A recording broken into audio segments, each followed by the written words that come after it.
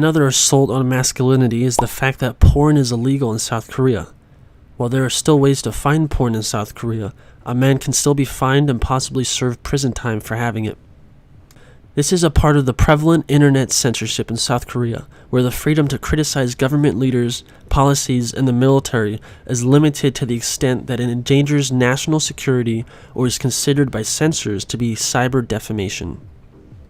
You can see the censorship for yourself by using the South Korean search engine called Naver. This default search engine in South Korea prevents men from finding and sharing knowledge and isolates them. The next example is the attempt by the South Korean government to expand a law allowing chemical castration as a punishment for sex offenders. Under South Korea's current law, convicted sex offenders can be sentenced to chemical castration for assaulting minors under the age of 16. The expanded law would allow chemical castration of offenders whose victims were as old as 19. Now, I'm not going to get into the morality of this punishment, and most MGTOW men know that false accusations are a real thing, but there's a detail about South Korean culture that affects this punishment.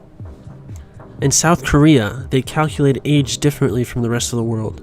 In Korea, everyone is one from the time they are born, and everyone gets a year older on New Year's Day, so your Korean age is always either 1 or 2 years older than your Western age. So this means that a man in an intimate relationship with a woman of the biological age of 18 is considered by the Korean solar calendar to be 19 and the Korean lunar calendar to be 20, and he would still be subject to chemical castration if he were to be falsely accused and could not defend himself. The last example I have for their hostile culture to men is the mandatory military service for men aged between 18 and 35. I included this because, unlike Israel, where both men and women have to serve, women are excluded from service in South Korea. You can see the effect this has on young men in the part-time job statistics, where employers would rather hire a teenage female over a teenage male because they know the male will have to complete his military service, which takes about 2 years. This means that women have a 2-year head start in the workforce, and yet you will still find plenty of articles complaining about the struggles of South Korea's working women and gender inequality. Now for the MGTOW effect in South Korea. Korea is known for its addiction to video games. With its prevalent gaming cafes and gaming tournaments, the overwhelming majority of males in South Korea can be found playing video games when they are not in school or at work. The gaming industry has occupied the most productive demographic of society to such an extent that the South Korean government has created laws to regulate how men play their video games. In 2011, the shutdown law was passed, which forbids children under the age of 16 to play online video games from 12 a.m. to 6 a.m. During the shutdown period, access to online games is blocked to anyone under 16. If you're a gamer in Korea, you've probably spent time at a PC Bang. These are 24-hour video game cafes where diehards play for hours on end. This gentleman is 1J. He speaks English really well. You've seen me play video games online, you said? Yes. And do you think I'm good? Kind of. Okay. What do you really mean by that? No. No. Okay. Show me what's the most popular game in Korea. That's what I want to see. StarCraft. You can click on him with your right mouse, Yeah. and those zergs will go kill him. Kill him. Fine. Kill him. Kill him.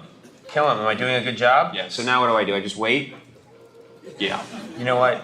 Maybe you should just play this game and I should go find a place to have alcohol. Sounds good. What's the longest you've spent in a PC Bang? 14 hours. You spent 14 hours in a PC Bang? But that was because I was drunk and didn't have anywhere to go. So Right. I played games for 14 hours. Is that why the seats are plastic? You just urinate while you're playing? I've never urinated while I was playing.